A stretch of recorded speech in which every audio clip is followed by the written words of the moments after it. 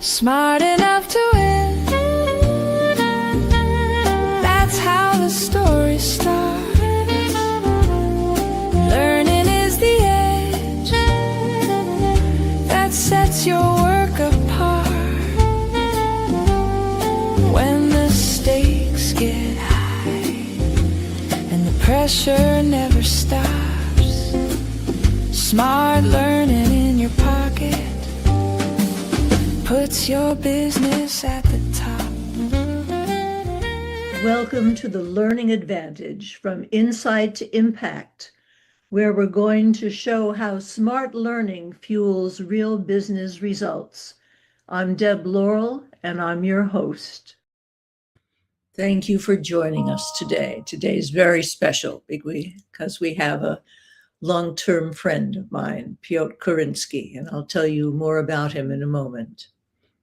For over 40 years, Laurel and Associates has worked alongside national and international managers to help them successfully manage employees and create and maintain a positive, healthy, and supportive work environment where employees want to stay and do their best. We focus on making lackluster leaders legendary. The purpose of the Learning Advantage, from Insight to Impact, is to discuss how smart learning fuels real business results.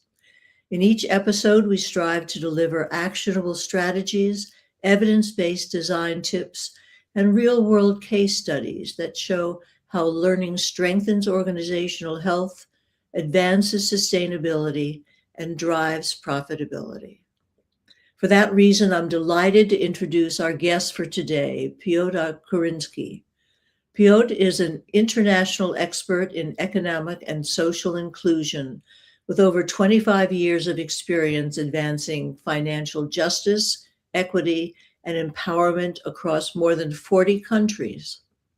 As the founding manager of the Soros Economic Development Fund, he pioneered impact investments that expanded access to finance for underserved communities in Eastern Europe, Asia, and Latin America, using innovative tools such as credit enhancement, blended finance, and social enterprise support.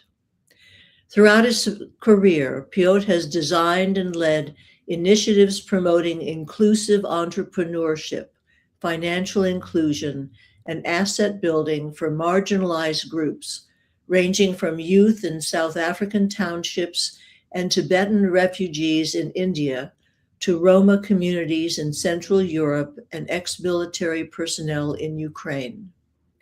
He played a central role in the creation of the Decade of Roma Inclusion, a landmark multi-country effort to promote systemic equity in education, health, housing, and employment.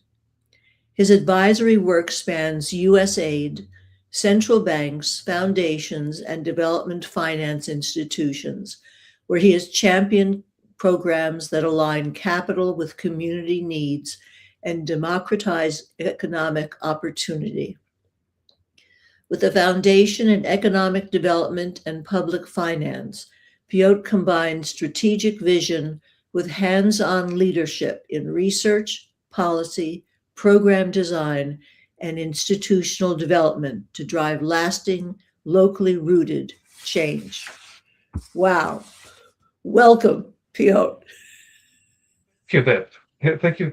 Happy to be here. And it is, wow, I'm surprised, when I was listening to what you said about me, it is quite a bit of a lifetime. Yes, it is. So we're going to get right into the questions. Okay. When you think about learning as a competitive advantage, what does that mean in the context of your work?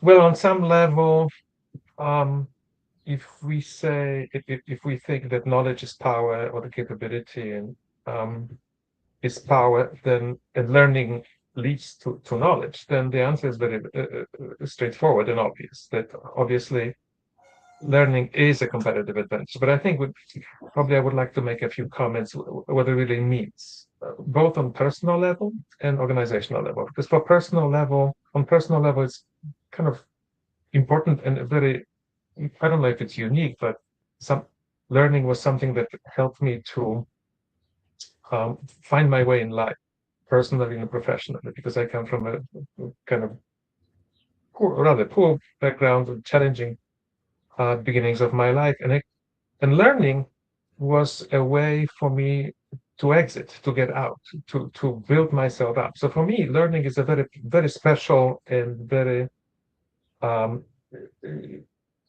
the foundational aspect of my life, and it kind of formulated me, my work, my approach to learning, my approach to everything that you said, all the things that actually you mentioned that somehow happened, but happened with the kind of uh, curiosity and the willingness to learn and do something new. So that's on a personal level is very important to me. On the organizational level, it probably, I would say that it's probably a little bit risky statement, and we maybe it's simplified, but for me, ability to learn and willingness to learn by organizations in particular, also on personal level just as well, separates successful organizations from not successful organizations, those which learn and which they don't learn. And the reason is because organizations operate in very complex environments which dynamically change. These are dynamic, complex systems. And organizations have to be flexible, have to adjust, have to move. So obviously they have to learn new skills, abilities, and to function, which is one part of it. But even more importantly, the organizations have to deal with uncertainty. And some uncertainty, some things we can learn. So technical skills, if we don't know how to do it, we can actually organize a training program and teach people how to do it. But there is a lot of things which we cannot really learn. And so we don't know how markets will shift. We don't know how humans and all kinds of human behavior we cannot predict. We don't know how there's lots of unintended consequences so there's lots of things we cannot learn. So there is another aspect of learning for me in the context of organizations is to how to prepare people not to be technically competent, but to be flexible in the sense of ability to deal with uncertainty, to be open to what may come, to be able to deal with unexpected situation and not to be defeated by that situation, but actually survive and do well. So for me, the learning to be for organizations to be truly competitive and for learning be a competitive advantage, it has two aspects. There's the technical learning. People have to have competences, obviously, but also to have the kind of adaptive skills to deal with uncertainty. So I think developing the capacity to act wisely. You said smart. Okay, let's use this word, smart. In the presence of uncertain situations, which we cannot be learned, but we can ready ourselves or ready our organization, flex our capability, our tolerance for what's coming our way. So not to be destroyed by uncertainty. So that's probably how I see learning as competitive advantage. Okay, and there's a lot that talks about how organizations and their staff need to be resilient, be able to deal with whatever is coming at them. And things are coming at us at such a rate these days that it is really important. Can you Yes, share? and we cannot just limit ourselves to technical skills, which often happens. And I think we tend to forget the other aspect of it, the preparing the workforce to deal with uncertainty. Can you share a specific example where a learning initiative moved from insight to real impact and how you measured that impact? Oh, there's several questions in here in one question.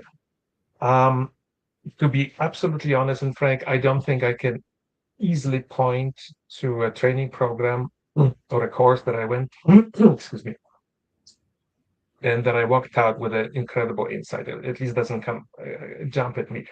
But maybe one example is something that you and I worked on later on. Is actually peer learning, and how I got into this. I was asked by one organization to organize a CEO club or forum for CEOs of non-banking financial institutions in Eastern Europe, which I did. But the ask was very specific. It has to be a structured training program, which I did. We had sessions and speakers, and everything was lined up. And the moment when I presented it to the group that I met, and it was 2-day meeting. The moment I presented it, people said, "No, we're not interested in this. This is not what we want. We know all of these things. Okay, these are technical issues. We don't want to talk about it. We want to talk about between ourselves about things that are important for us." And for me, there was incredible insight because it shifted, like on the spot, within the first few minutes of the workshop, the 2-day workshop, the logic of what really learning is. People want to learn things that they don't know, and they don't know how to get from regular training programs, but they want to learn it from each other. And this is how, and I think that led to the CE forum, which actually continues for the past, it's been going on for 10 years. I don't do it anymore, but it continues to, and it's really highly valued space for for CEOs who cannot talk about things with their employees, with their boards, with their funders, with their investors. They need to have a safe space, a different space to talk about things. So I think that's an example for me, kind of, that jumps at me, and the value of peer learning, of learning about things that cannot be really truly learned in a very formal setting. Now, but there's one part of it. I don't know if it answers gives a sense of insight that at least I got from this. But the question about impact, well, did we have impact from the CEO forum? How do I measure? Okay, different people came. Oh, by the way, we just put away everything and we talked for 2 days. And then this kind of format continued for late days. How can I measure that outcome? I don't really have a measure, because people talked and people got some insights, people got some new ideas, but those things are really not easily measured. So that leads me to I would say, I don't want to question, but actually raise an issue with the other part. How do I about measurement? Because that bothers me a lot, especially in my profession, the international development, because now everything has to be measured, and the mantra is that if something is not measured, that has no value, which I find, by the way, strange, because I think the most important things in life are not easily measured. We don't measure the value of our children, of our friendships, larger things like peace in the world. But there's lots of things that are extremely important, and we really don't measure them. But for some reason, we believe that if it's not measured, doesn't matter. We cannot operate if something is not measured. So there is a tyranny of metrics, of methods to measure things, and I think we have to be careful.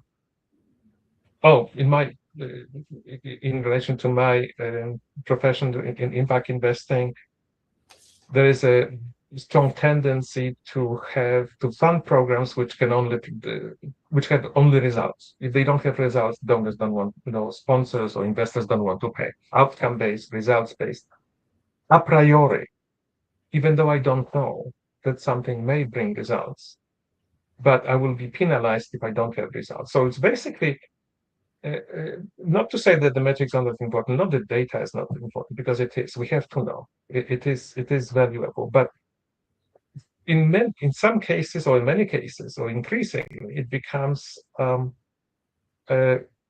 almost learning to test. We are operating to metrics. I don't think we are accomplishing impact of any kind, but we are satisfying a measurement, a metric. So I think organizations and donors, or investors, usually quite often actually confuse measuring impact with having real impact. And sometimes the real impact is a story, it's a personal account.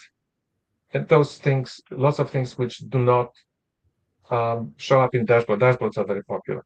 So there has to be a balance between measurement and metrics and maybe one more thing I want to say, because which always bothered me, which I kind of, and probably I never understood it, so maybe it's shows my ignorance in this. But every time I participated in the training or I was asked to do training, there was this expectation that whatever people learn something very concrete, precise, and applicable that has to be immediately applied in practice right away. And it always baffled me, because sometimes, yes, it can be. If I don't know how to do something, yes, I can teach people how to fix the problem, and they go back and do it, and I can measure, and then I can measure it. But there is the other aspect that we mentioned just a few minutes ago, about the capacity of people to be flexible. That we should not. That's the kind of long-term general capacity of people to act, operate. And this cannot be, I mean, I'm not expecting immediately this to be applied, but to have it as a resource, as an inventory. In case it happens, it can happen. So it's a building potential, which I don't think I can measure this, but it is extremely important. So I think we have to be balanced in terms of what is impact and what we measure, and not to be subject to very strict measurements. That's probably how I just want to mention this, because it bothers me, and I see this as increasing as a challenge, not in my profession, but also in many other professions. I can appreciate that. I want to broaden your perspective, though, and I think you're too close to it to realize, you pioneered impact investments that expanded access to finance for underserved communities in Eastern Europe, Asia, and Latin America. So that's something that is a learning initiative that had huge impact. That is true. And it was at the time, it was almost 30 years, actually exactly 30 years ago, when I started doing this, even more, that there was an opportunity, well, there was necessity to innovate and do something that has not been done very much. So we were just breaking new ground, but also an opportunity because of the organization that I work with, the Soros Foundation, which was extremely flexible. And I had the freedom to experiment, innovate, and I could make mistakes. So that the combination was actually what worked for me. And incidentally, I was never asked to produce a report on impact, because it was obvious. We are providing something that, let's say, small businesses or small farmers or small people needed, and they were getting little loans or little investments, and that help them build their businesses, their lives, their livelihoods. So we were never asked for reports. All of this came later, when the field developed into a kind of structured impact investing. I don't know what you would call it now. Sector. Let's put it this way. Like the reason why I wanted to bring that up is that learning is happening in all sorts of ways, and it isn't necessarily in a classroom at all. Mostly not. When you champion programs that align capital with community needs, played a central role in the creation of the Decade of Roma Inclusion to promote systemic equity in education, health, housing, and employment. All of those things benefited from that learning initiative. And also ability to challenge status quo. And I think I want to say this because it's my environment within I operated. It was not easy, by the way, to because there was kind of out of the box idea, very forward looking and challenging really the status quo of millions of people. That's true, but again, the environment in which I operated allowed this to happen, and that's a very important component.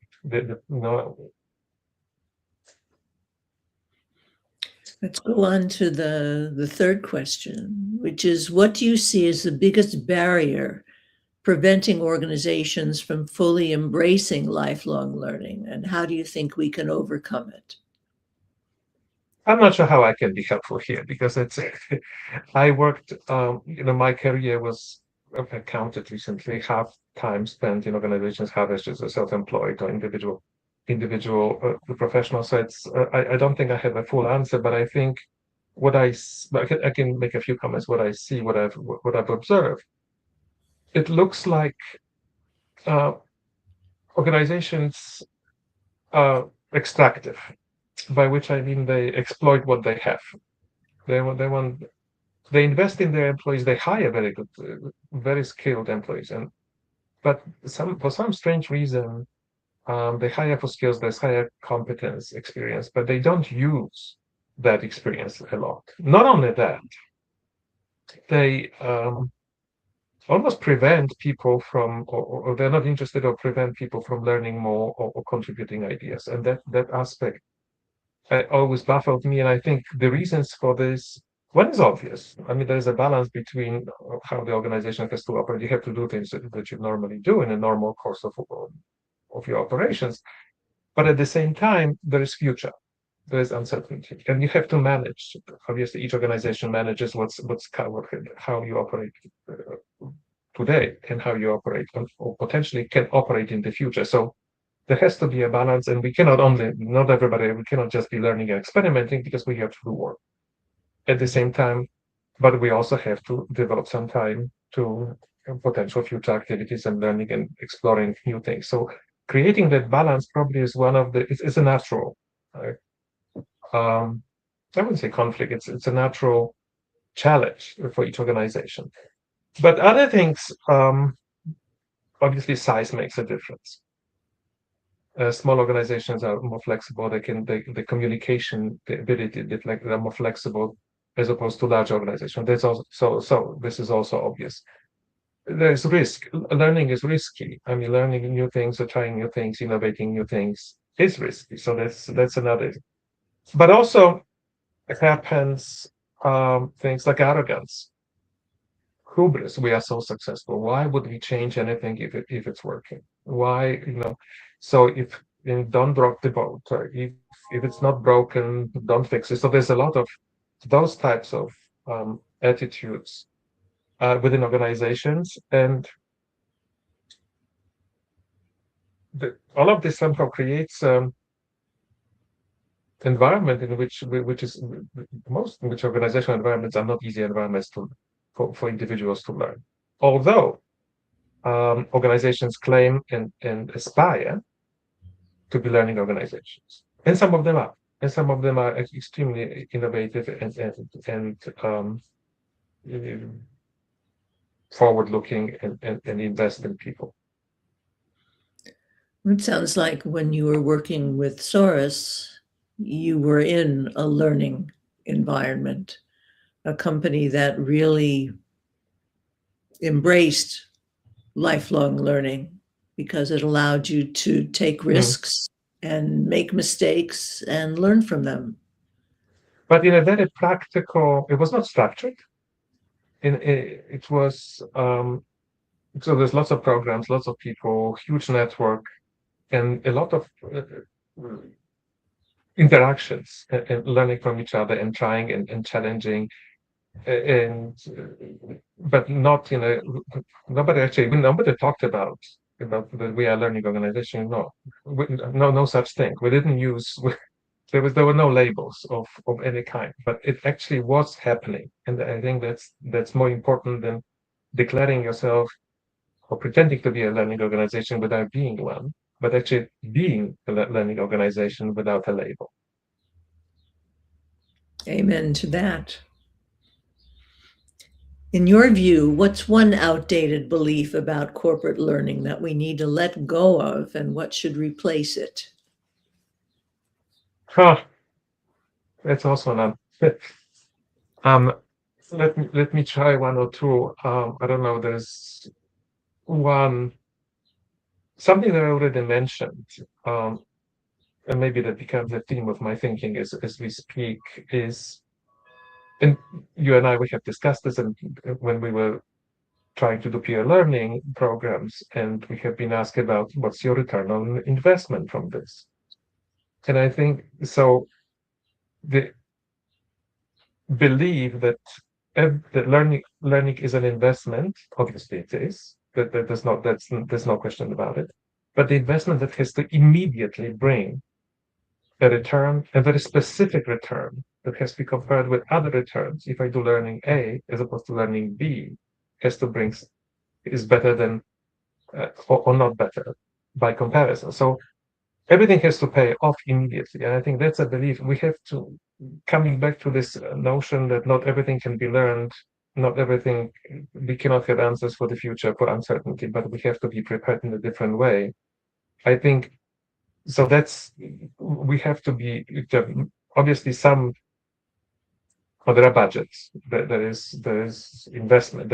We have to look from the point of view of expenses, investment, but there is more to it, and I think that's a little bit outdated belief. And the other, if I may, I think we still believe that learning is something that we do to people in organization. Okay, it's something okay you don't know, so we have to teach you. If you teach you know how to do it, and then it's applied, and you have outcomes, and we control the outcomes, and we are successful. And I think we forget that learning is actually a continuous process. It happens anytime, anywhere, at any a teaching moment, a learning opportunities everywhere, all the time, and we just don't take advantage of this. So again, it's so learning is maybe another way to say it would be that learning is just more than delivery system. How to do something, certain things, and transfer it to immediate application. So maybe those probably two things can, for me, a little bit outdated, and I don't know if they're literally in my mind. I'm not sure about what the industry thinks and what organization thinks, but since I'm not working in organization, but although I recently worked for USAID, and it did feel like this, that we have to be trained. I went through a lot of trainings. It was just deliberate because I had to be trained because I did not know. But every other aspect of my learning was ignored. Okay. How are you using data technology or new learning methods? Well, I use data. Well, I'm an economist by training, and I've done obviously a lot. So I'm okay with data, and I've used data. It's part of what I do professionally. So that's one part of it. So, and I strongly believe that data is important. It gives, if something is knowable and can be extracted from information, from data and information, it should be done. And but I also recognize the limitations of data. As I said, not everything shows up in a dashboard. Not everything can be measured. So we have to. So I recognize those two aspects. Technology. I've never been friends with technology, to be honest. It's technology has always been a challenge. I'm almost intimidated by. I was trying to answer to myself, ask myself why am I? It's not so good. Probably I'm not very algorithmic. I'm not very linear in terms of, and it's all linear systems, and I don't necessarily think this way. So maybe it's one aspect of why it's difficult for me. But I obviously, like everybody else, I started using AI, and it's also an interesting experience because it obviously speeds up search, information, analysis, summaries, all of these things, which I would spend God knows how many hours to do. But what's missing for me, that the AI always agrees with me. There is a very strong confirmation bias, and I, which I discovered, and it's really disconcerting, because you can very easily get into a rabbit hole of your own tunnel thinking, and it will lead you forever to something that actually is not true. So, but I see. So my initial kind of discovery of AI is a little bit tempered by now, and I am extremely very cautious now how to use it. So my obviously, so I'm a strange mix. Obviously, data and numbers is fine with me. I'm okay with this, but uh, a little bit concerned and with the use of technology for learning. Can it be useful for personal learning? Absolutely, because it does extract information, but there are aspects of learning which are missing. I mean, I mean, AI does not reflect. I have to reflect, and it does things unless I do it, and it just take whatever is given to me at face value. Then obviously it's not something that fundamental is missing in learning. So, but it can be helpful. Definitely, it's useful. If you could give one piece of advice to leaders who want to build a true culture of continuous learning, what would it be? Uh, ah,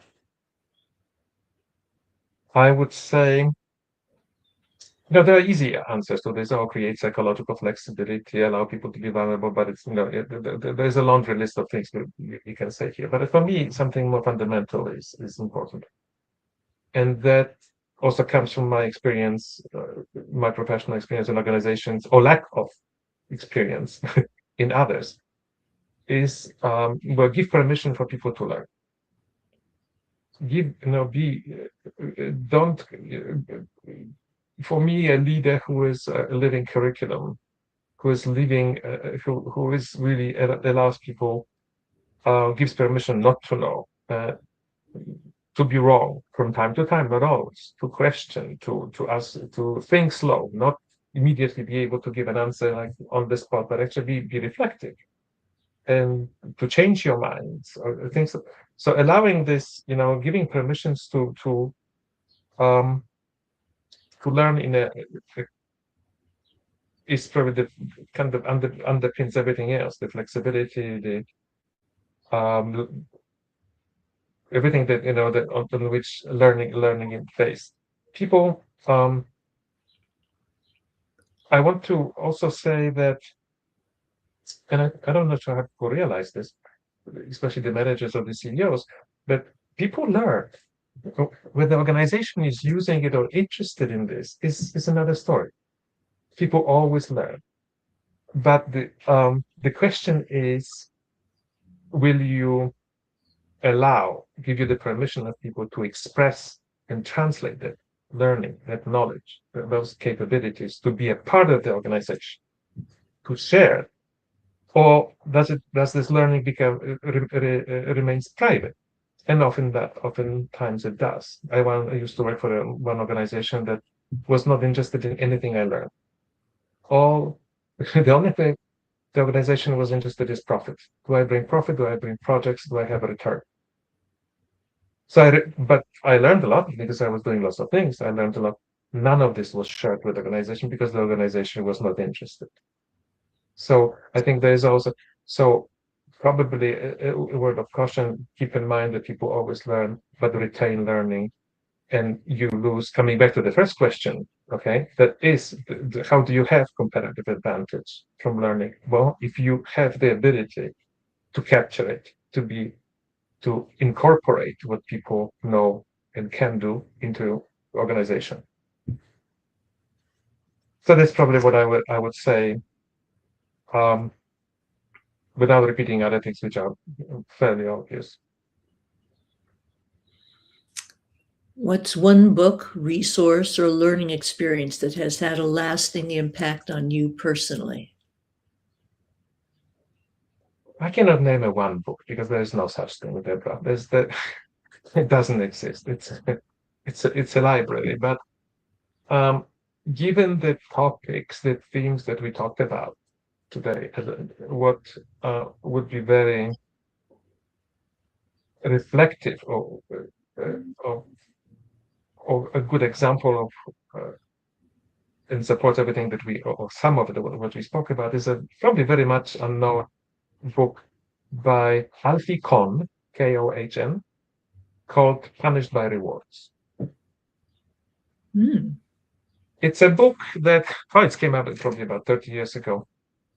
And it was recommended to me when I was learning motivational interviewing with a wonderful trainer. And it basically questions the fundamental premise of what organizations and also in my industry is doing, is that we have to, there is no learning unless there are incentives. The people don't want to learn. We have to pay them. We have to give them rewards. So 5 stars, the golden stars schools. I mean, there's Alfie Kohn lists an incredible inventory of things people invent to in terms of rewards, which basically undermines willingness to learn and ability to learn. And it's a rewards change learning from exploration, curiosity to performance. We perform to satisfy certain rewards to actually this is almost like a metric that we spoke about today. So I think it's a fascinating book. It's a lot older, bigger book, but it has questions some of the things that actually are taking place today and are very ingrained in current thinking, especially in my field. Everything has to be outcome based. We have to pay people to achieve rewards, as if there were no true leaders or no true missionaries, people who want to do things because it makes sense to do them, not necessarily to be paid to do them. And the same thing is true for organizations. Employees like to learn, like to contribute. They don't have to necessarily be paid, and paying them actually creates an opposite outcome. So I strongly recommend Alfie Kohn, Punished by Rewards. Very unknown book, but fascinating reading. Punished by Rewards. Punished by Rewards. Okay. Is there anything you'd like to add that we haven't talked about?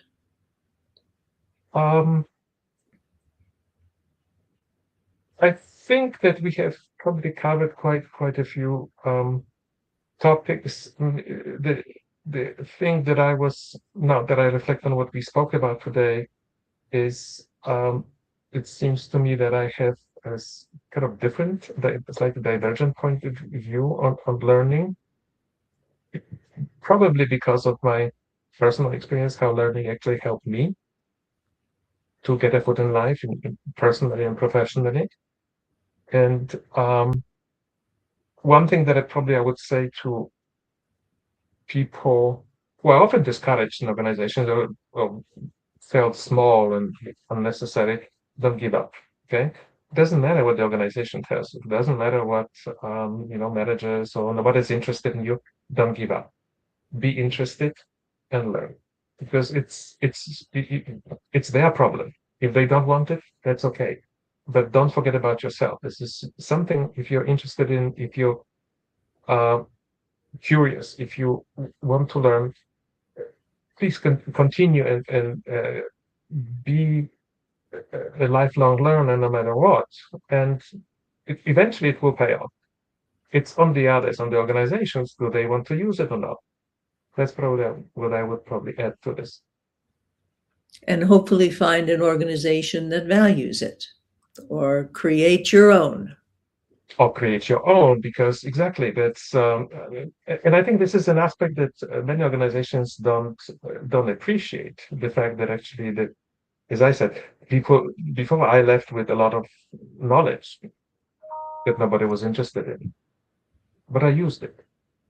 It comes with me. It is my personal capacity, my capability. Maybe it's not useful. Maybe not. But you never know. Well, I have always found it useful. So you're being very humble. This is a brilliant man, and he has taught me an enormous amount in all the years that we've worked together.